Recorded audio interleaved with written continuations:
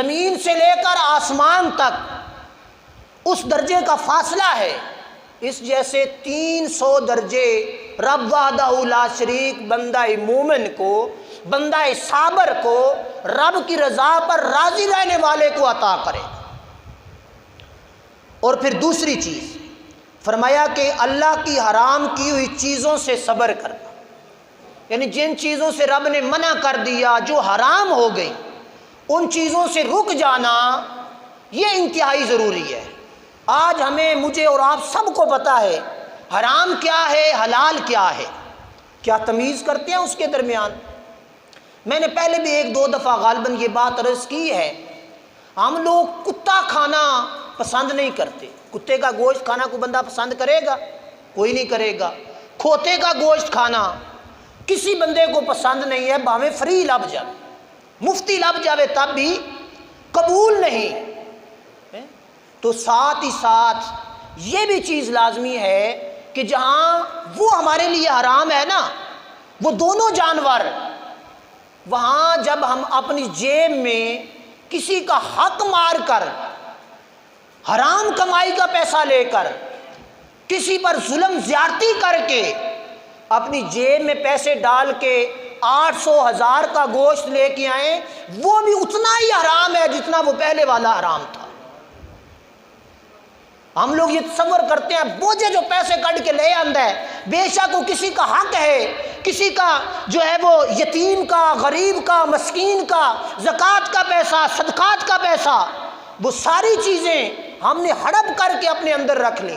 ہم سمجھتے ہیں کہ جھوٹا چنگا موٹا ہے، وہ دا گوشت لے آندا ہے، حرام پیسے آندا تے وہ ساڈے تے حلال ہے۔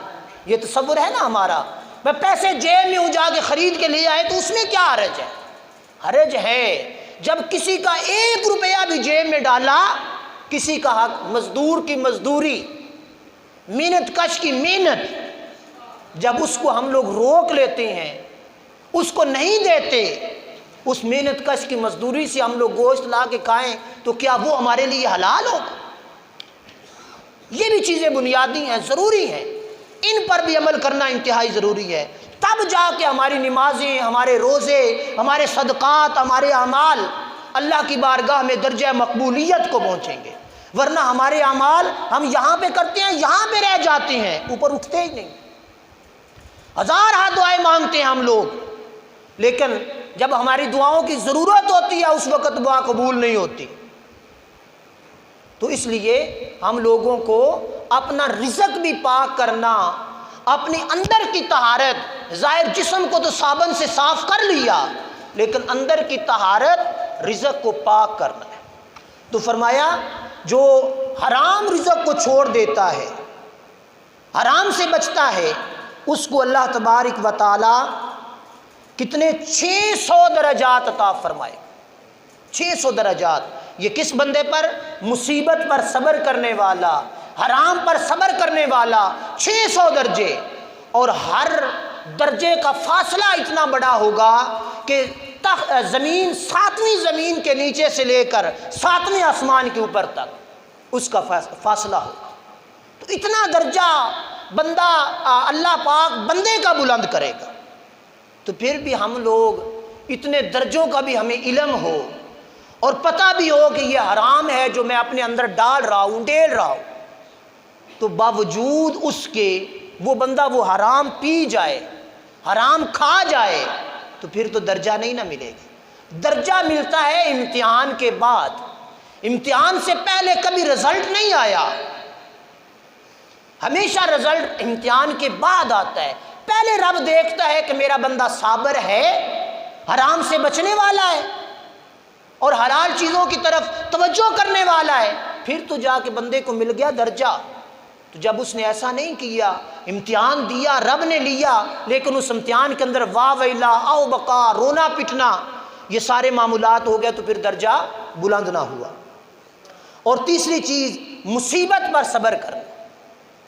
کوئی بھی مصیبت آ جائے، چھوٹی سے چھوٹی، گزشتہ جمعۃ المبارک پر عرض کیا تھا کہ کسی کو ایک کانٹا چبھ جائے وہ بھی پریشانی ہے، کسی کا چراغ گل ہو جائے، بجھ جائے، وہ بھی پریشانی ہے۔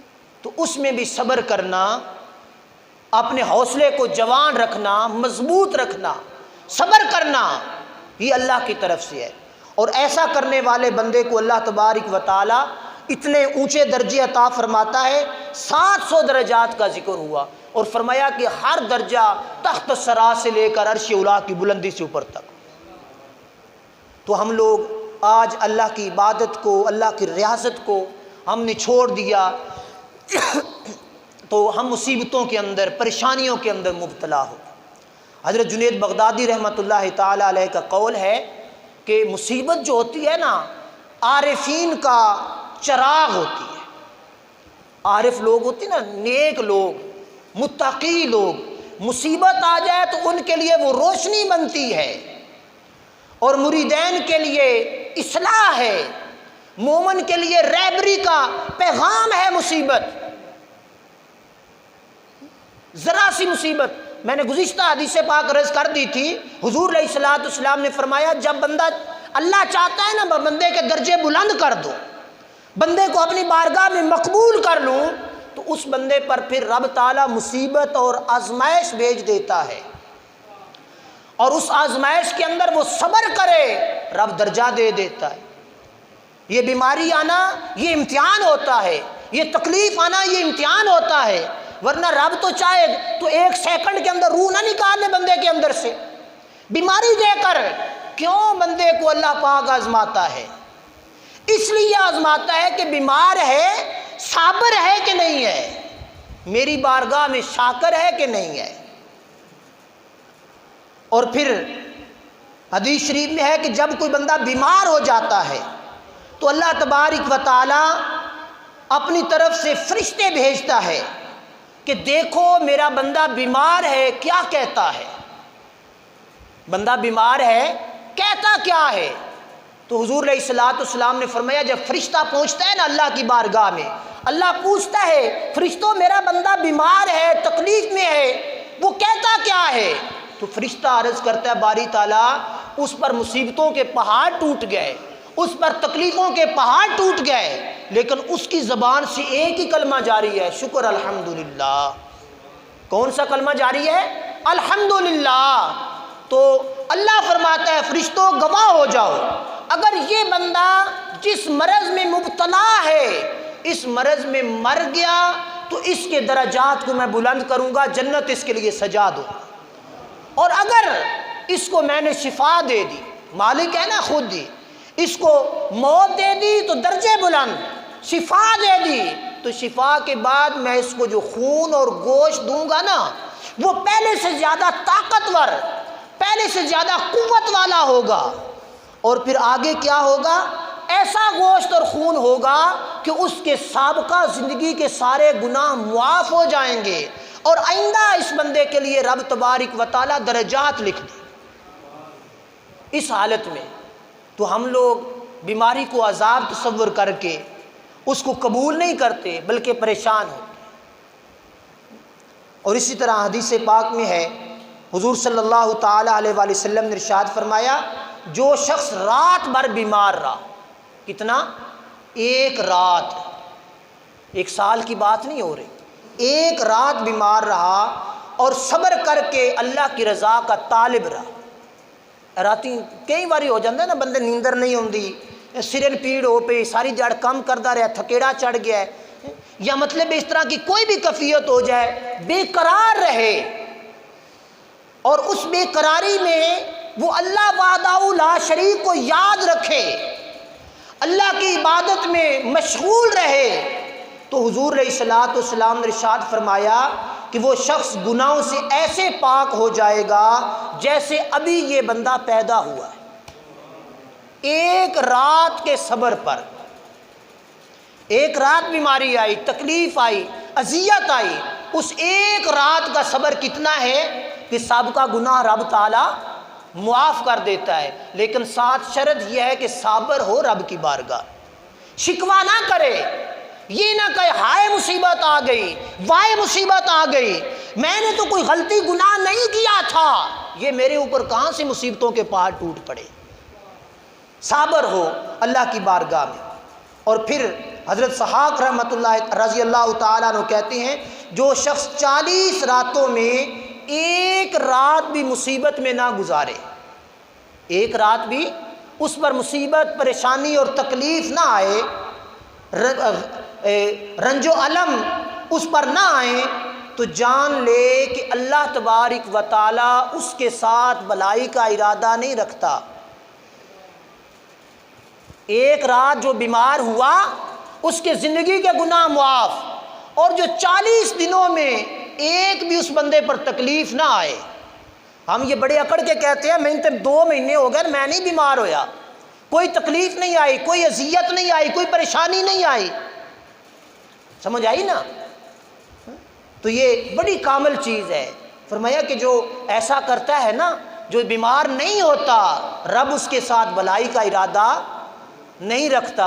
جو سمجھتا ہے میں بڑا تندرست ہوں، وہ اپنی غور کرے، فکر کرے، اپنی رب کی بارگاہ میں نیاز مندی کرے کہ رب تو اسے روٹھ گیا ہوا ہے۔ یہ تکبر کی بات نہیں ہے، یہ عاجزی انکساری کی بات ہے۔ اور دین اسلام پر چلنے والے ہر بندے پر ہر لحظہ، ہر لمحہ کوئی نہ کوئی پریشانی اور مصیبت آتی رہتی ہے، کوئی تکلیف آتی رہتی ہے۔ تو ہم لوگوں کو یہ اللہ پاک نے اجر بیان فرما دیے کہ ہم لوگ صابر رہیں، شاکر رہیں، تو اللہ تبارک و تعالی ہمارے درجات کو بلند کرے۔ آج ہماری یہ بدقسمتی ہے، کوئی بندہ فوت بھی ہو جائے نا، خدا کی قسم ہم جانتے ہیں کہ ہائے وائے نہ کرے تو اگلے بھی نہیں ہوتا۔ مثال کے طور پہ کوئی فوتگی ہو گئی نا تو آ کے پھر زنانیاں دور ہی وین کر دیا ہوندیاں نے، جو کوئی نہ کرے تو آخی دے ان تے دوکھی کوئی ہے کہ نہیں ہے؟ جڑی چوکھی روے نا، چوکھا ہائے ہائے کرے، آخی دے بھائی ان بڑی سٹ لگی ہے، بڑی تکلیف ہوئی ہے۔ حالانکہ اسلام نے ان ساری چیزوں سے منع کر دی۔ رونے کا آرڈر ہے، اجازت ہے، دکھ کرنے کا اجازت ہے، لیکن واہ ویلا کرنا، سینہ کوبی کرنا، وہن کرنا، اور پھر ایسا بھی ہوتا ہے کئی دفعہ غلط الفاظ ہمارے زبانوں سے نکل جاتے ہیں، اللہ کے ہاں شکوہ کرتے ہیں۔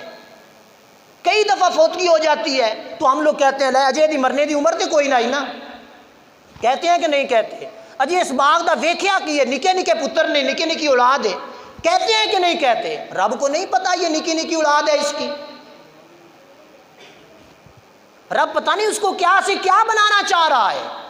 اولاد دنیا سے چلے گی، رب اس کو کتنے درجے دینا چاہ رہا ہے۔ میں اور آپ اپنے تبصرے لے کے بیٹھ جاتے ہیں یا اپنے تبصروں سے گریز کریں۔ رب کی ہاں جو حکم موت رب کی طرف سے ہے، کسی انسان کے اختیار میں نہیں ہے۔ میری موت نہیں لکھی، سارے بندوقہ لے کے آ جاؤ، میں کوئی نہیں مرنا۔ سمجھ آئی میری بات کی؟ جو لکھی ہوئی ہے سارے گھر پہ جو مر جانا ہے، سمجھ آئی؟ یہ جب لکھی ہوئی ہے، جس حال میں لکھی ہوئی ہے اس حال میں آنی ہے۔ تو اللہ کے ہاں نیاز مندی، شکر گزاری، اطاعت گزاری، اپنے آپ کو رب کی بارگاہ میں بالکل پیش کر دیں کہ باری تعالیٰ یہ تو ہے اس وجود کے اندر جو زندگی رکھی ہوئی ہے، تو نکال لے تو تیرے آگے کسی کی مجال نہیں ہے۔ یہ اللہ کی طاقت ہے۔ اللہ زندگی دیتا ہے، اللہ موت دیتا ہے۔ ان اللہ علی کل شیء قدیر کی شان والا اللہ ہے۔ تو ہمیشہ اللہ کی بارگاہ میں یہ دعا کیا کریں، اور مصیبت اور پریشانی اور تکلیف اس پر صبر کیا کریں، کسی کا مذاق نہ اڑایا کریں۔ گزشتہ بھی میں نے عرض کیا تھا کہ کوئی بیمار ہوتا ہے نا بندہ ہمارے معاشرے کے اندر، تو ہم لوگ پھر اس کی طرف تانا دیتے ہیں۔ تانا کیا ہوتا ہے ہمارا؟ اس کو کیتا ہونا ہے نا، سمجھ آئی نا میری بات کی؟ یہ سمجھ نہیں ہے بات ہر بندے نے، اس کو کیتا ہونا ہے، کسی دا حق مار لیا، اس دا کسی نے ظلم کر لیا، تاں آ گئی ہے۔ تو تاں نہیں ہوندی، رب کی بارگاہ میں مقبول ہے، تاں آ گئی ہے۔ جو نہیں ہوتا اس میں وہ رب کی بارگاہ میں مقبول نہیں۔ کیوں؟ اس کی وجہ حضور علیہ الصلوۃ والسلام نے بیان فرما دی۔ فرمایا کہ جب بندہ بیمار ہوتا ہے نا، مصیبت آتی ہے اس پر، تو وہ اللہ کو یاد کرتا ہے، اللہ کو یاد کرتا ہے۔ ہم نہ بھی نہ کریں، نماز نہ بھی پڑھیں، پر کسی دے پیرے تے کئی لگ جاوے، ہتھے تے داتری لگ جاوے، نویں تے کوئی شے لگ جاوے، ساری رات تڑپ دا بھی نالے جس وے کلا ہوندا اس وے منہ چوں اللہ ہی نکلدا، اور کچھ نکلدا نہیں۔ تو اس لیے صابر شاکر رہ کے اچھی زندگی بسر کرنے کی توفیق عطا فرمائے۔ اللہ وحدہ لا شریک میں صحیح معنوں میں اسلامی طور طریقے کے مطابق زندگی گزارنے کی توفیق عطا فرمائے، اور آئندہ جمعۃ المبارک